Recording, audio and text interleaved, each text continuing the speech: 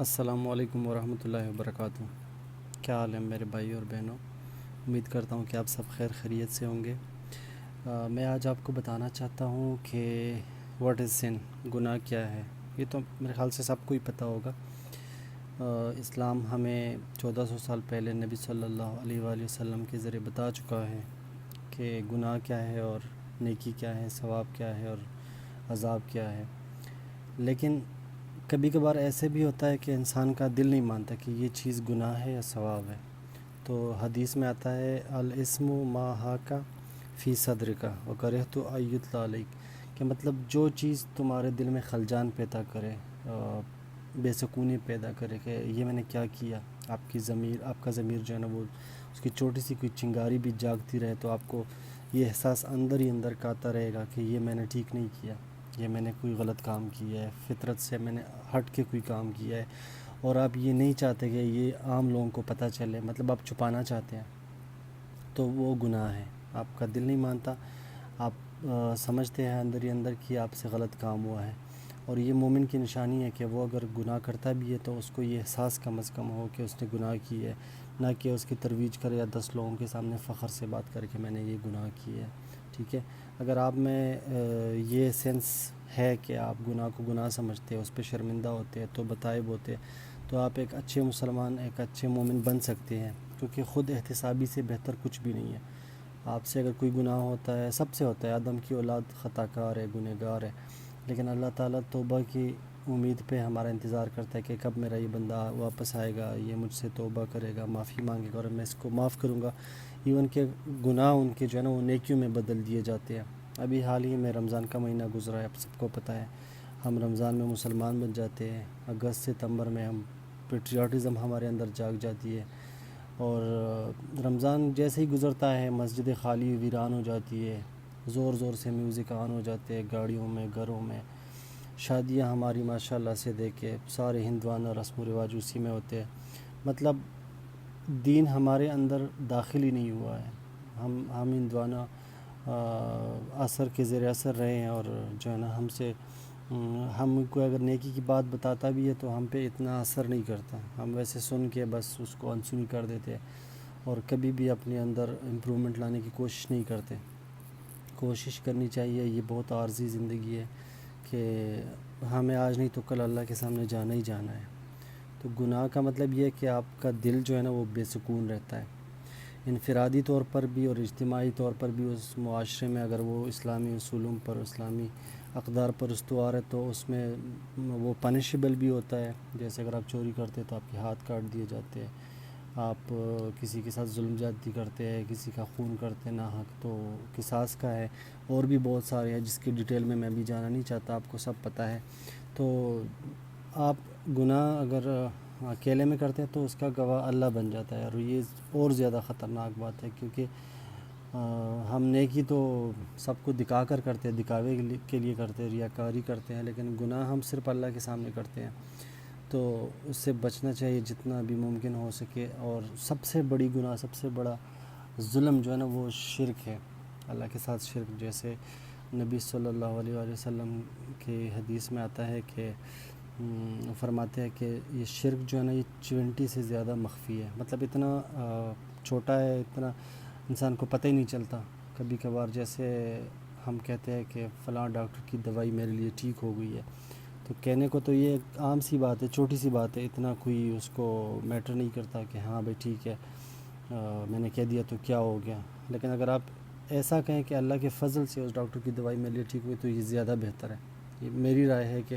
یہ بھی شرک میں آ سکتا ہے۔ تو کوشش کرنی چاہیے اپنے دین کے بارے میں، اپنے عقیدے کے بارے میں تحقیق کریں کہ کوئی ایسا گناہ ہم سے سرزد نہ ہو جائے جس کی معافی تلافی نہ ہو اللہ کے سامنے۔ ٹھیک ہے، اور اب میں آپ کے سامنے ایک اور حدیث جس میں یہ ہے کہ حضرت محمد صلی اللہ علیہ وسلم فرماتے ہیں کہ میں اپنی امت میں ایسے لوگوں کو جانتا ہوں جو پہاڑوں کے برابر نیکیوں کے ساتھ اللہ کے سامنے پیش ہوں گے، اور تمہارے بھائیوں میں سے ہوں گے جو بہت عبادت گزار ہوں گے، راتوں کو قیام کرنے والے ہوں گے، دنوں کو روزہ رکھنے والے ہوں گے، صلہ رحمی، ہر چیز، مطلب دین کے بارے میں جو بھی ان کو بتایا گیا وہ سب پہ عمل کرتے ہوں گے، مگر ان کی تنہائی میں وہ گناہ کریں گے۔ دیکھیے اب ہر انسان کو اپنی گریبان میں جھانکنا چاہیے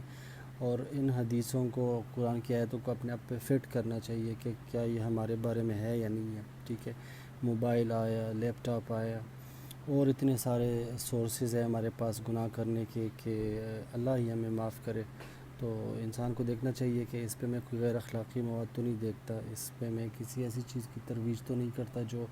میرے ذاتی طور پہ بھی گناہ کا باعث بن رہا ہے، اور آگے بھی لوگوں کے سامنے جو میں بھیج رہا ہوں وغیرہ وغیرہ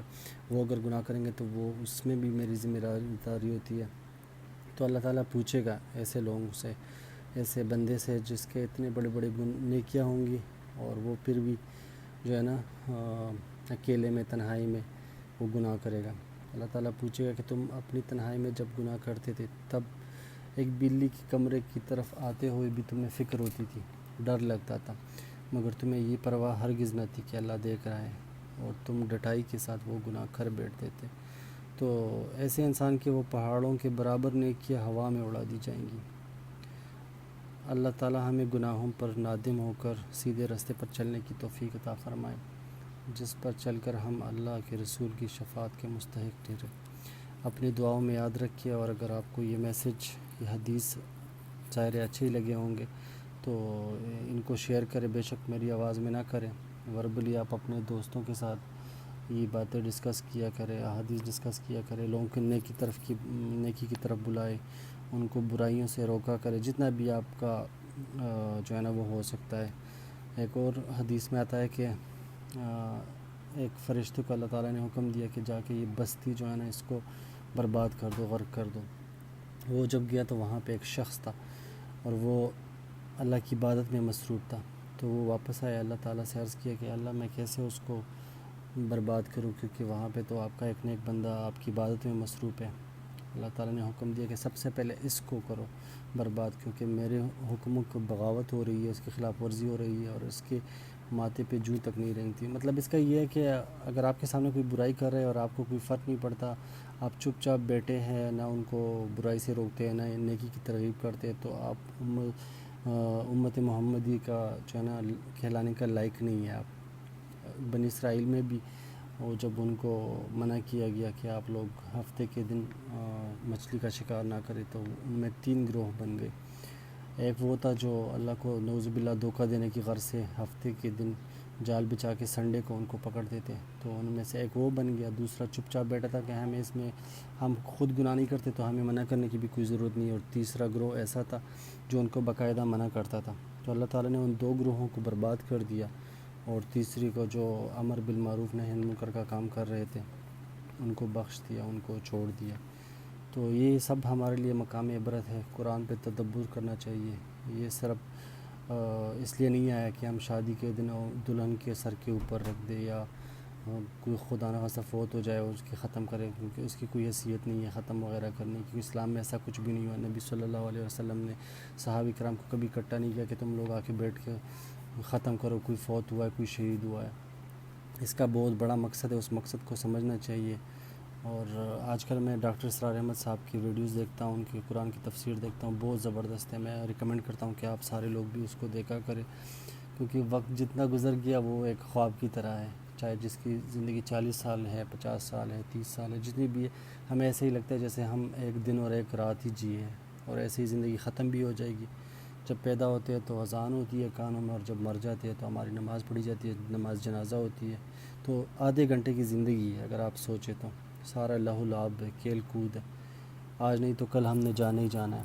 تو ہم میں سے وہی لوگ زیادہ بہتر ہیں، زیادہ اچھے ہیں تقویٰ کے لحاظ سے، جو اپنے آخرت کے لیے کوشش کرتے ہیں. دین میں بھی جیسے کہتے ہیں کہ فی سبیل اللہ 2 صحابہ کرام تھے. وہ ایک صحابی کے بارے میں بات کر رہے تھے، بہت تگڑا صحابی تھا باڈی کے لحاظ سے، کہ دیکھیں یہ اگر اللہ کی راہ میں ہوتا، فی سبیل اللہ ہوتا، جہاد کرتا تو کتنا اچھا ہوتا. تو حضرت محمد صلی اللہ علیہ وسلم نے یہ بات سنی اور ان دونوں صحابیوں سے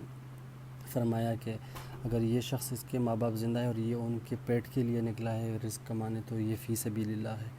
اگر یہ شادی شدہ ہے اور یہ اپنے اہل و عیال کے لیے حلال رزق کمانے نکلا ہے تو بھی یہ فی سبیل اللہ ہے. اور اگر وہ بھی نہیں ہے اور یہ اپنے پیٹ کے لیے حلال رزق کمانے نکلا ہے تو بھی یہ فی سبیل اللہ ہے. ٹھیک ہے. تو فی سبیل اللہ آپ دنیا میں جو بھی کام کرے اس میں آپ کی نیت اور غرض یہ ہونی چاہیے، آپ کاروبار کریں، آپ اہل و عیال کو کھلائیں پلائیں، ماں باپ کی خدمت کریں، کچھ بھی کریں، اس میں یہ بات آپ نیت یہ کریں کہ یہ میں اللہ کی رضا کے لیے کر رہا ہوں، تو آپ کا